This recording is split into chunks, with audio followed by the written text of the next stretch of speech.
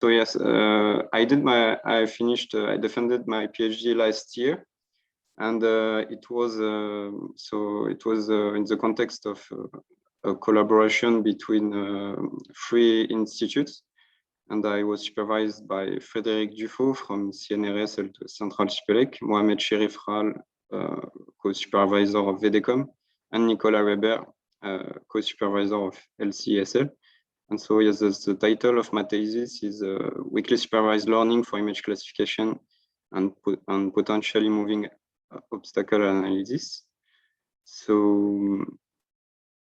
So first, yes, this thesis has been done in the context of, as I said, collaboration between VDCOM Institute, which is in part specialized on autonomous driving, and also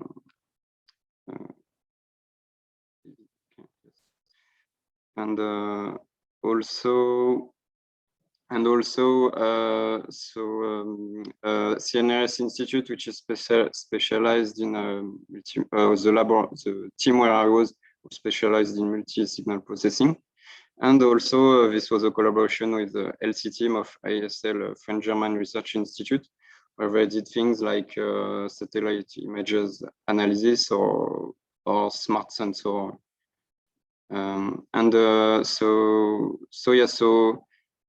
So the focus of my thesis started on detect, segment, and classify the potentially moving obstacles and using deep learning. Why? Because this works relatively well in the state of the art. But so it works on the training set and the corresponding test set, but with some domain shifts. We know that this does not work every time very well. So so in fact we had 2 issues. On one side, lack of label data for our context of application. So we have proposed to exploit unlabeled data, which can be easily acquired compared to labeled ones. And so we focused on weakly supervised learning, some subparts. And also on the other side, some events are infrequently observable. So we focused on how to exploit data augmentation using generative models. So concerning weakly supervised learning, we focused at the beginning of my literature review on self-supervised learning strategy. So why? Because they enable without labeled data to learn, to perceive interesting things in their environment, to anticipate and adapt to changing environments. And for instance, this enabled in 2005 to win the DARPA challenge. So several methods exist, and they enable, for instance, to extend the vision possible with stereo vision. We propose to extend it using deep learning by learning these features. So yes, several applications already exist of self-supervised learning for autonomous vehicle perception, long-range traversable area, moving obstacles analysis, long-term temporal tracking, dense depth map estimation, and we have categorized them, all these methods, depending on their strategies, with by defining different blocks. And so, are you connected? Sorry, is it okay? Yes, it's okay. And so yes, but we observed that there were no methods for potentially moving obstacle analysis. In other words, obstacles which are also static sometimes, a pedestrian waiting to walk the street, for instance. So, and on the other side, concerning data augmentation, we focused our interest on generative adversarial networks. So, for instance, on these images recorded in Versailles on the left, we can see on the right that this can generate new images. And if we focus attention on the first one, top left, you can see that while the foreground doesn't change that much, the foreground, the background continuously change, which shows interesting potential for data augmentation. So if you want, I will go fast on this part, but for taking the time for this. But yes, again, it consists of a minimax player game between a discriminator and a generator. So one question that we tried to ask first was, can we automatically generate a cleanly labeled dataset from a weakly labeled dataset? And also the link with self-supervised learning techniques is that, for instance, with a state-of-the-art one, we can identify moving obstacles without needing label data or pre-training. But on the right, we can see that there remain some other potentially moving obstacles undetected. So this is a problem of positive examples and unlabeled examples. So we will see. So first, we focused on very simple tasks in order to understand what happens with this kind of binary training dataset. So on the left, it's a standard case for a binary classification when we have on one side positive samples, XP, and on the other side, negative samples, XN. And on the right, we can see that this is a positive and labeled learning training dataset. So we still have positive samples, cleanly labeled. And instead of negative ones, we have unlabeled ones, which contain a fraction pi p of positive examples and a fraction 1 less pi p of negative examples. So yes, the distribution of unlabeled examples is composed of a fraction of positive and negative examples depending on pi p. So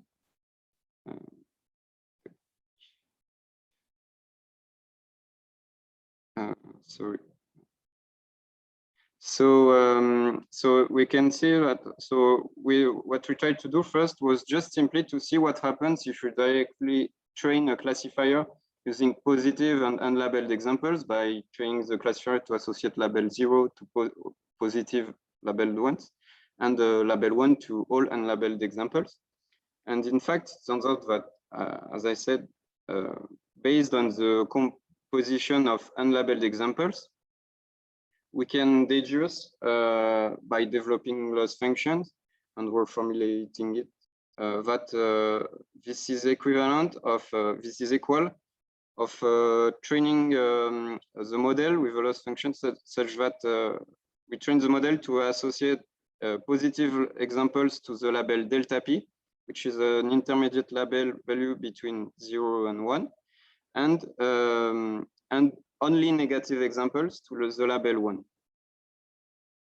So if you want, I could take the time to explain this after to develop, but the idea is yes, just to use expectation linearity and decompose each term and for, well, can do simple operations.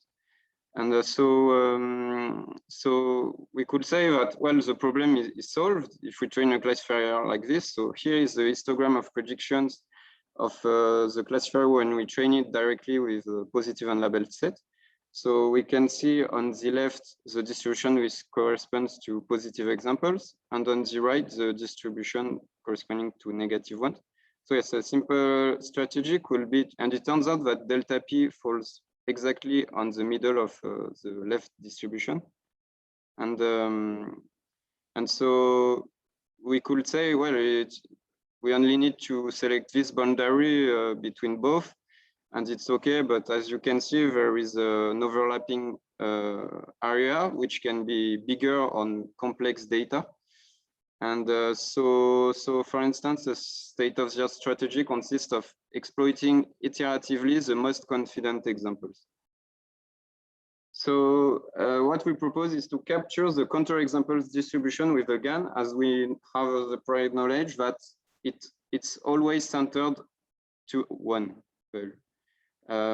So here is the discriminator loss function so of the GAN. So here's the standard one.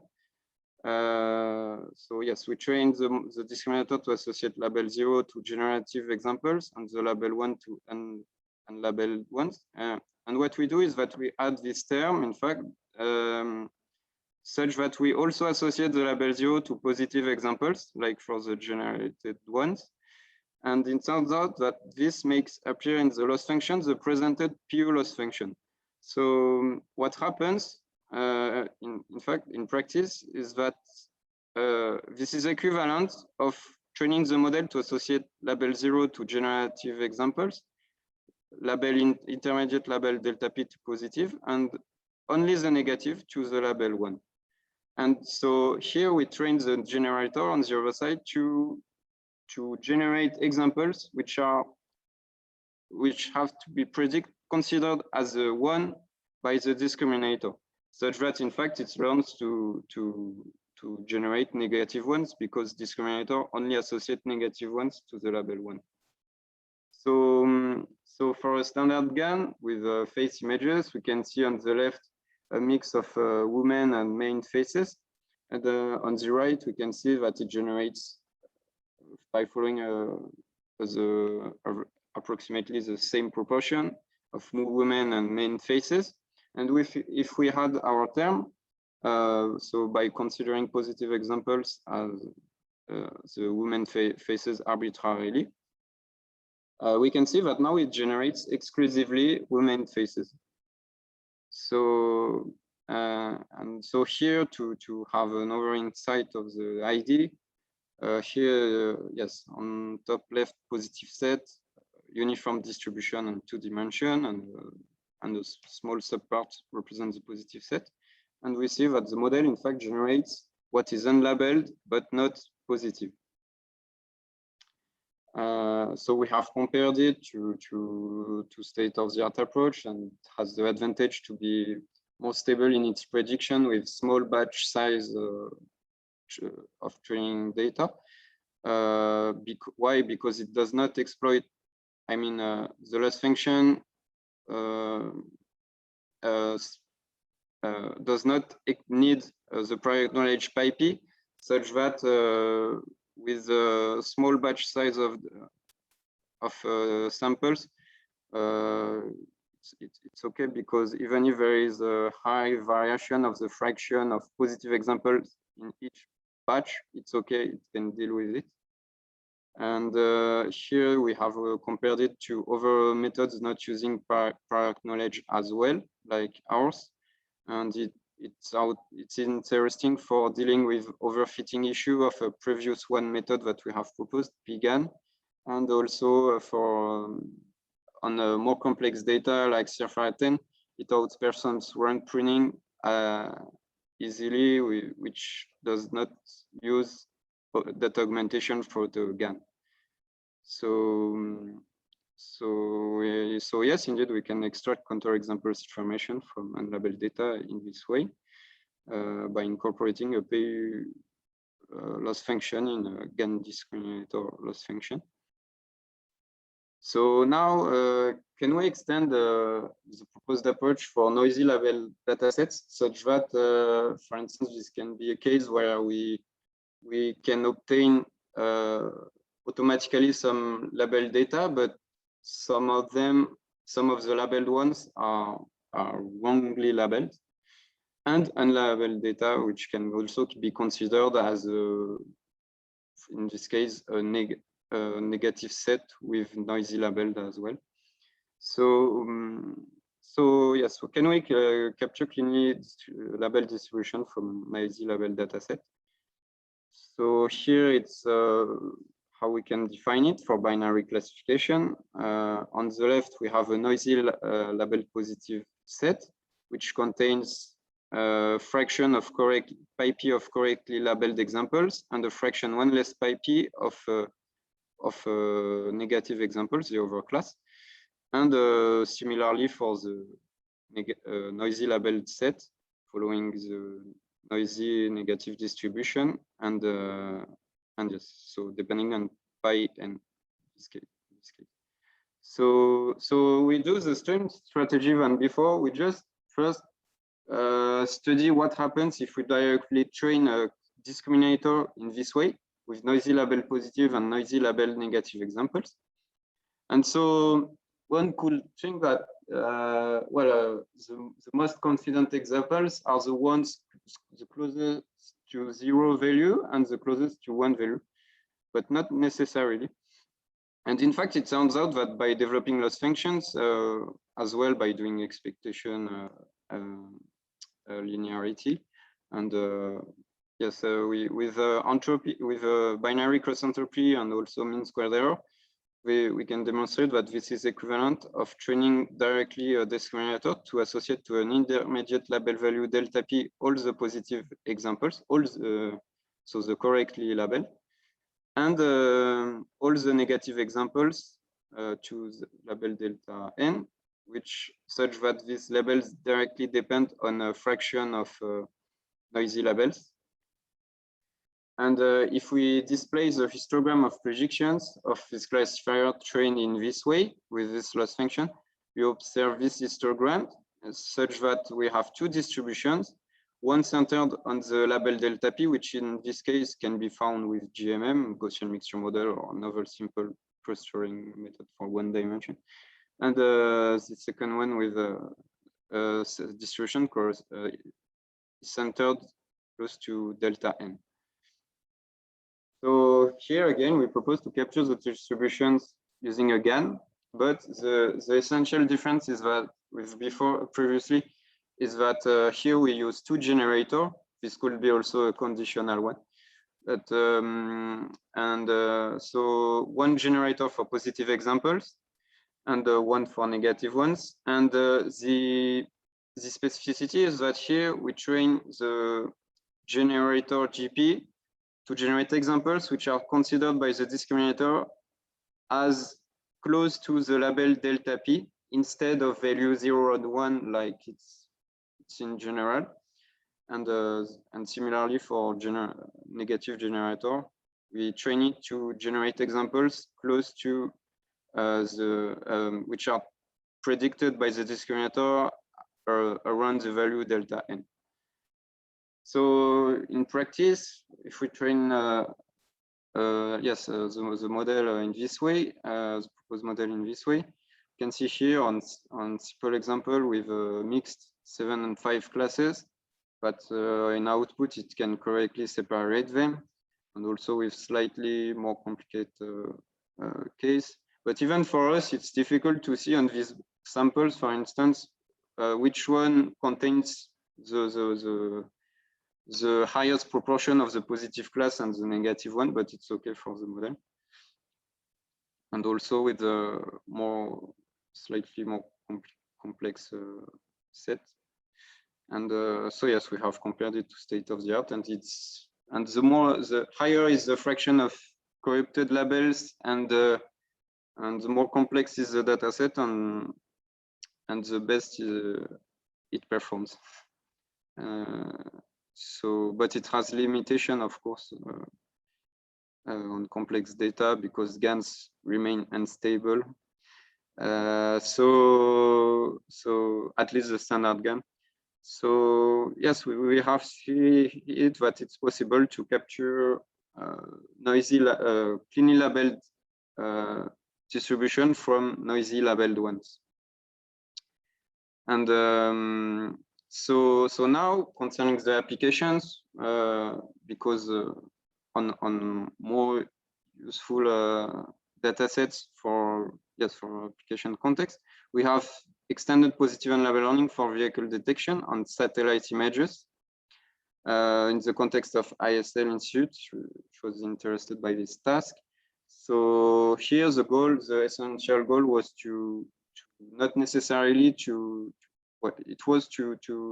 was not an issue if we found false positive, but the interest was to not miss all positive example, to don't have false negative. And so here the simple strategy was just to train a classifier as before, and the proposed GAN model, and then apply the classifier trained in this way by using a sliding window on satellite images and a maximum suppression technique. And so here, another thing for adapting it, positive and label learning for image segmentation, we just simply propose to consider the pre-classification task per pixel independently. And so here we can see that it works relatively well. So here what we have done is that, so on the left, the one training image, and on top we can see here, so the first column is a training with 100% of potentially moving obstacles labeled. The second column is with 50% of potentially moving obstacles are labeled, but the instance, not in terms of instance, not in terms of pixels. And here, when only 30% are labeled, and we can see that the area where it's yes, where there are activations, it's almost the same, except that the intensity decreases depending on the fraction of noise.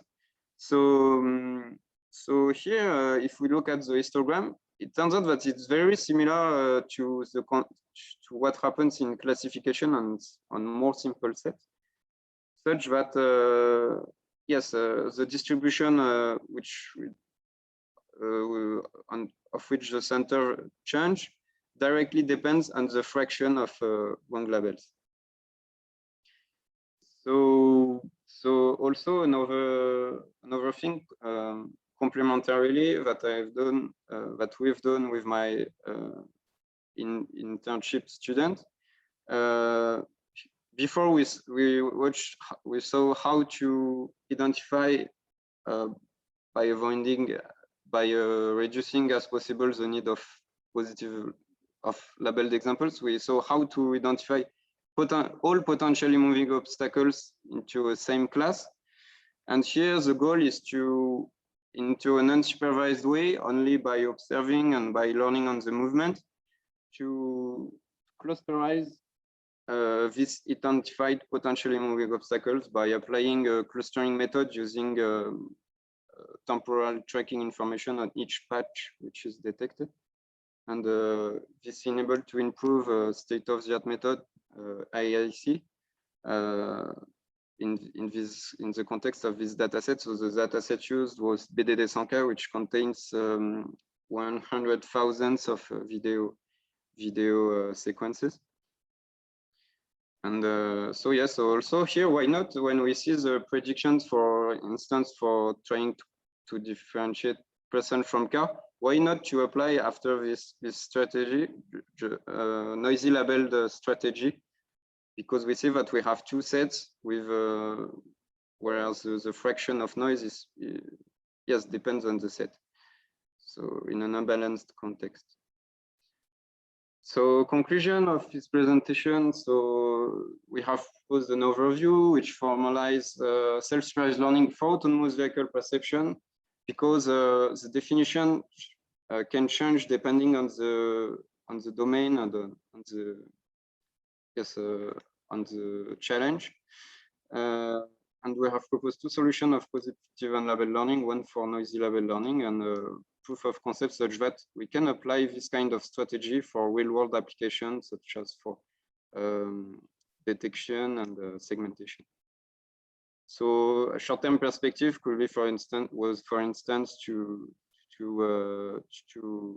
adapt the proposed PU GAN-based model to segmentation based on the previous statements, such that in input we could provide automatically labeled moving obstacles, and in output it could provide all the potentially moving obstacles, even the ones which are not identified in input. So a global perspective is to propose a univar of the thesis, to propose a unified self-supervised learning framework in order to use transversal knowledge, project knowledge, etc., and the classical perspective. And yes, that's all. Thanks for your attention.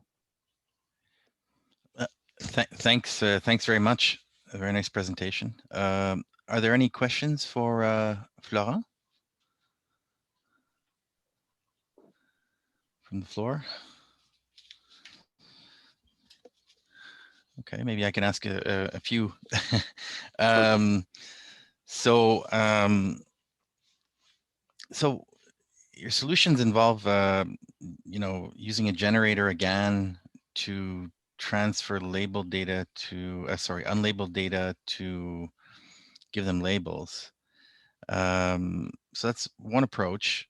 I'm just wondering how that compares to, if at the outset you had decided just to integrate all this and keep the unlabeled data, and just use some sort of semi-supervised learning model to train. Has there been any comparison in that way where, on one side you have this maybe a semi-supervised learning model where you have the labeled data and unlabeled data and you're doing some sort of training, okay? And then on the other side, your kind of approach where you're using a GAN to translate the unlabeled data to labeled, and then you're training a model in a supervised way. Has there been any kind of comparison to see what approaches are perform better? In the literature, yes, because in generally, semi-supervised learning is more something like where we have labeled data for each class and unlabeled data in addition.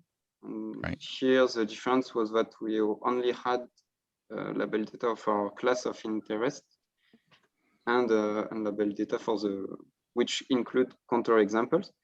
And so, yes, a comparison will be interesting in the context of, for instance, there is a challenge called the positive, negative, unlabeled learning. Mm-hmm. And it's a good transition between PU learning and classical supervised learning. But I have not compared my method to all other semi-supervised learning method, only to state of the art in positive unlabeled learning, because but yes, indeed, this could be as well interesting, and probably that we could mix both strategy to increase. Maybe a combination. You're right. Yeah, yes. Could be. Yes. Does anybody have a question for Florent?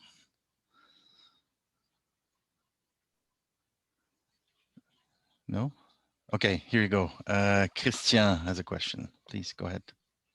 Thanks, Florent, for the great presentation. So I was wondering, when you were doing the noise, I guess noise, I don't know what to call it, like noise-free generation, how do you make sure that you don't have mode collapse? In this, for this case, for instance, you say, so to avoid the mode collapse, in general, in the state of the art, they use regularization techniques such as a batch norm or some other loss function enabled to reduce the mode collapse, like Wasserstein again loss function.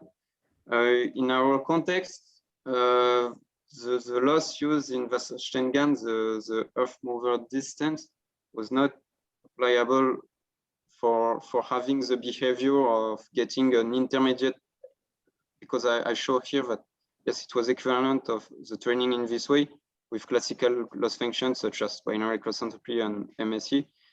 We can find an equivalence such that this is equivalent of training the model with intermediate label value, but this was not possible with or at least I did not find the way to do it with Wasserstein GAN loss. So what we did to regularize the model to avoid more or less a collapse issue is that we used spectral normalization instead of batch norm. Why? Because batch norm makes dependent the examples of a same batch. I mean, this creates some dependencies between examples of a given batch during training. And in our context, where we use different kind of batch distribution, positive and label, we use spectral norm because it's a weight normalization, and this is enabled to avoid these issues while stabilizing a little bit more the model. And in the meantime, we did a dropout also, the discriminator only. Why to enable it to learn progressively during the training, such that because what I've shown here also, this wait no, sorry, I missed it. Where is it?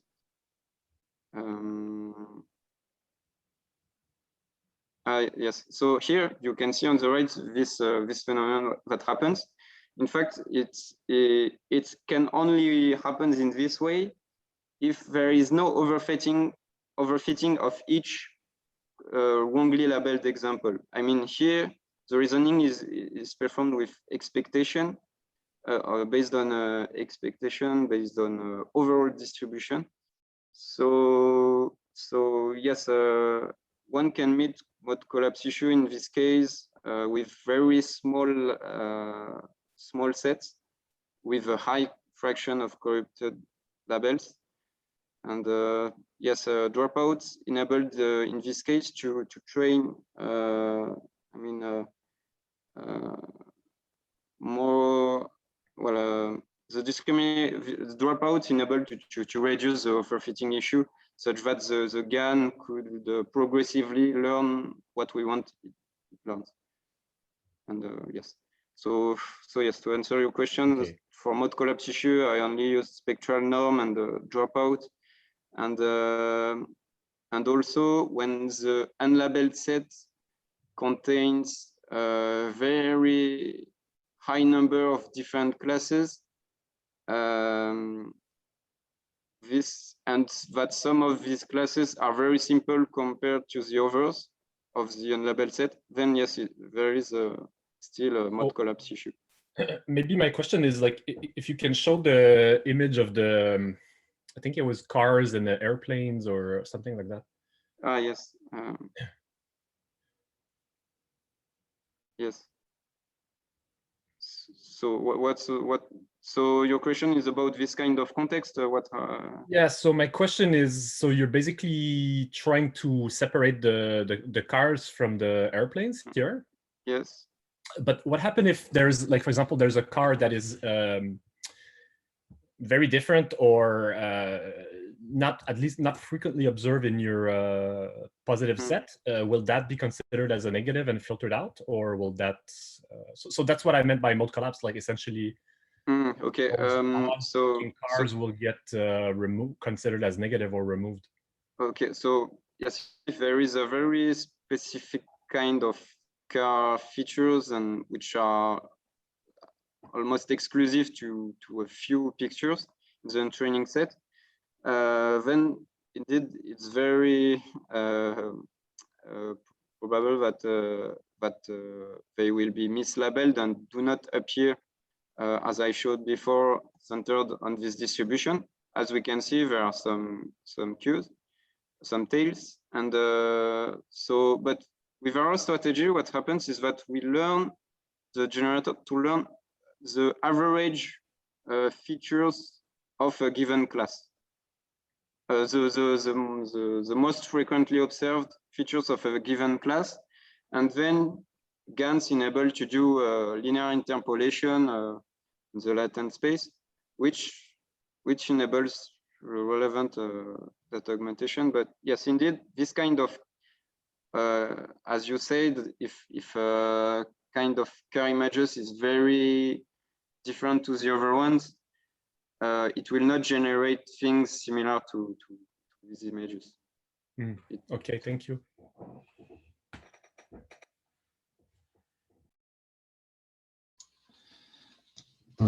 So are there any other questions for Florent? D'autres questions? Yeah, maybe I have a following question on that.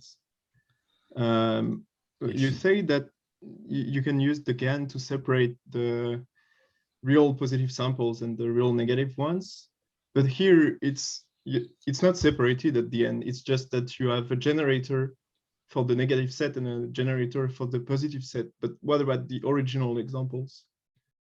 Yes, I maybe I've said it not in the good way. I wanted to say how to generate a cleanly labeled data set from a noisy labeled one. So how to generate, but not how to Okay. yes, to separate. And so yes, so the interest of doing this instead of trying to separate them directly, and then training because yes, the next step is just simply to use the generated label set to train a classifier in a standard way. But yes, the interest, what we have done this in this way with GANs is that also because yes, as I said, GANs enable to do interesting data augmentation, and I mean we focused the attention of generators on the center of distribution. So in this way, this ensures more or less to have more relevant yes, examples in the end, which are generated, instead of just separating negative correctly labeled, yes, negative correctly labeled negative ones to correctly labeled positive ones. But some strategies in the state of the art propose to do that iteratively, but for instance, such as a rank pruning method. And we compare to it, and we show that it's most of the experiments performed, this proposed approach is more interesting because of the, I think, essentially because of the data augmentation capacity of a GAN. Yes. So in this table that you show, it's the result once you train with the generated example? Yes, here are the results of I train. So here you can see. Yes, I applied the generator model on the input corrupted set, and then with the generated examples, I use them to train a classifier, which was the same classifier used in a rank pruning method. And also the discriminator the discriminator of the GAN during the first stage has almost the same architecture than the classifier used during the second stage. And yes, this is in this way. So here what we can see is for the task, the superclass 5 and 7 versus 2 and 4, and shear curve versus airplane, and the size of the training set, including all examples, is 1000. We did tests with 1100, and here pi p and pi n represent respectively the fraction of correctly labeled examples in the training set. So we can see that the model is particularly interesting, yes, with a high fraction of noise, such that here, I mean, if pi p is equal to 0.5, this means that there is the same amount of correct and wrong labels in the positive set. So here we have, yes, a fraction of 40% and 35%. In addition, it's asymmetric, which adds a difficulty in the challenge compared to most of the noisy label learning state-of-the-art approach. And we can see that, yes, on a small complex challenge, it's more interesting than a classical method trying to separate iteratively the most confident, correctly labeled examples. Okay, thanks. And yes, yes, and also another thing to think about is that here in binary classification, a fraction of noisy labels equal to 0.5 means that it's randomly labeled, and some this means that also in the context of multi-class classification, I think I did not take the time to adapt it for that, but I described the loss function in my manuscript for doing it. This should work very well in the sense that this model is able to deal with unbalanced sets and in addition with high fraction of noise, such that because in general in the state-of-the-art noisy labeled learning approach, say something for a challenge with 10 classes, say something like there is a 70% of noise in each set, but in fact this means that if there are 10 classes, this is equivalent of having in each set 30% of good examples, of correctly labeled examples, and 70%, but divided between each over 9 classes. So in other words, this is a much more easy task than the one presented here, except the fact that in multi-class you have to learn more features. But here with a conditional model or by yes, aggregating several generators, this should deal with this issue.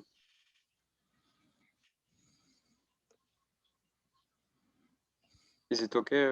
Yeah, okay, thanks. Yeah. Okay. Thanks. All right, so other questions? Anyone a question for Florent? No, don't be shy. So just one curiosity. Why, like, what is the difference for you between self-supervised and semi-supervised learning? Is there a difference or?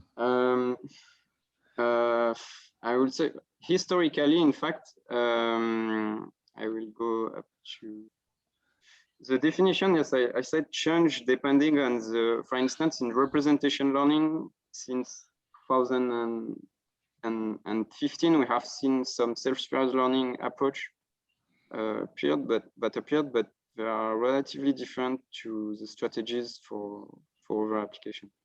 So, okay. So the difference between semi-supervised learning and self-supervised learning, I would say that self-supervised, it's the difference is that the labeled examples are obtained automatically without hand labeling. For instance, by using here, as you can see, a supervisor, which is an analytical method, handcrafted method, which does not include any pre-trained model or. Okay, so you're not relying on the model's predictions to produce some sort of pseudo annotation or. Yes, and while semi-supervised learning in general, to the best of my knowledge, they consider the problem where they have already labeled examples, and they do not necessarily specify if they are automatically labeled or not. While in self-supervised learning, it's yes, the state-of-the-art method always mentions the idea of of using automatically labeled information. And but what we can see, which is interesting in the state-of-the-art, for instance, here, concerning the definition of self-supervised learning, is that so here for word segment, the strategy highly depends on the final application first, I want to say. So here I show the connections between each block depending on the application case. And another point is so for instance, for temporal tracking prediction and depth map estimation, we can see that the analytical block is not mentioned and does not really appear. It's more like they spend more time on how to define an interesting evaluation strategy using multimodal sensor information. And it turns out that we see, in fact, this also corresponds not only on the application, but also chronologically. Around 2000, between 2005 and 10, yes, they use the supervisor in the self-supervised learning systems. up to around 2014. And then after, also this was in the meantime that representation self-supervised learning approaches appeared. You can see that, yes, these other ones here, so for tracking and depth map estimation, forgot the use of a supervisor. And Okay. maybe that's why now we saw some definition of self-supervised learning, taking as an example autoencoders. Like generative models, that sort of thing. Okay. But in the sense that they can indeed be self-supervised, but there is not this idea of supervisor which appeared at the beginning of the definition. But well, Okay. It's, I don't know. There seems to be some overlap, but it's confusing because it seems like in literature, as you say, there's a chronological aspect to it. The definitions have shifted at some point, but also I think in some papers they use the terms interchangeably. But anyways, it's a complex question. So okay, thanks for that. There's maybe one last question from Leo. Please go ahead. Hi, I think the idea using GAN generating a clean data set from noisy one is very nice. Just one small technical question is, when you are using the GAN to generate a training data set, how the truncation trick will influence the performance? the truncation trick, what do you mean by the truncation trick? Truncation trick is sample the noise to the input of the generator, to limit the sample the noise to a limit range, so that you can control the diversity and fidelity.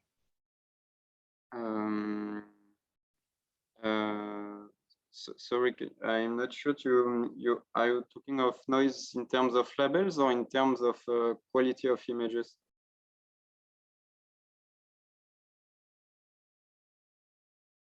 Sorry, can you repeat, please? I just misunderstood. I guess. Yeah, I'm not sure if it's in this condition is correct or not, the truncation, because normally for again when you have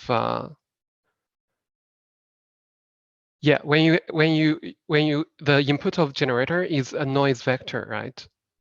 Yes. Yes, the input of the generator is is a randomly initialized vector, which is so here if we have the shape. Yes, well, the input, I did not show it, but indeed it's a vector of uniform noise or Gaussian noise, yes. Yeah, for Gaussian noise, normally you have near the mean, you have the most of the training noise. So it has the best quality of the output. So if you chunk your sampling into this range near the center, the mean, it means that your output will be high quality. But if you chunk the range from -1 to 1, for example, you have high diversity, but the quality will be less good. So I was wondering, in data augmentation and this your use case, is this truncation trick going to influence the output of your classification, for example? I will have to try it, but yes, if indeed if the training example of the classifier are different, either yes, like you say, the cleaner but less variety, or less clean but higher variety. Have to try, but I think it's not an issue. This is what I observed, at least. For instance, here in this case, we can see that the generated images are definitely not clean, and I choose this class also because for us it was easier to see if it generated the good distribution on each side. So as you can see here, for instance, it's not clean at all, but from the discriminator point of view, the classifier point of view during the second stage, it remains interesting, and so we could consider training this model on complex data, a little bit like if we did a truncation on simple data. I mean, if it's trained on more simple data. And what is more important, in fact, is I think this is what we observe. This has not a high importance if these examples are visually, I mean, good for us. But the most important is that to know that they are trained in an adversarial way between the generator and the discriminator, such that the classifier has almost the same architecture, convolutional architecture than the discriminator, such that if from the discriminator point of view, the generator can fool it, then why not in the context for the classifier as well? This is maybe this answers. I mean, what I mean is that we should, for this kind of generative model with corrupted set input on complex data, we should not care that too much about the quality of generated examples, but essentially to see if the signature, I mean, some few shapes are indeed well separated. But for instance, in the state of the art, I saw for other challenges such as few-shot learning, zero-shot learning, when they proposed to use GANs, they did similar strategy that this one, except the fact that they train the GAN to generate not a complete image, but only a feature layer. And so yes, but indeed the truncation we have to try to see, but I think it could improve the results if both truncation are done simultaneously. For instance, truncation for having the most relevant examples, and also the most the cleanest examples, and the truncation to have the more diversity. Maybe a combination of both could be interesting indeed. Okay, thanks.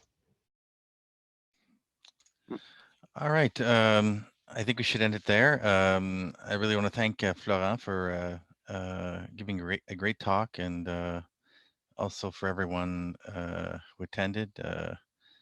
It's good to interact with people. Donc, c'est ça, on va terminer là pour aujourd'hui. Je voulais vraiment remercier notre présentateur aujourd'hui, Florent, pour sa belle présentation. Et bon, je vous remercie aussi d'avoir assisté à notre séminaire. Et puis, donc, j'espère qu'on se voit bientôt.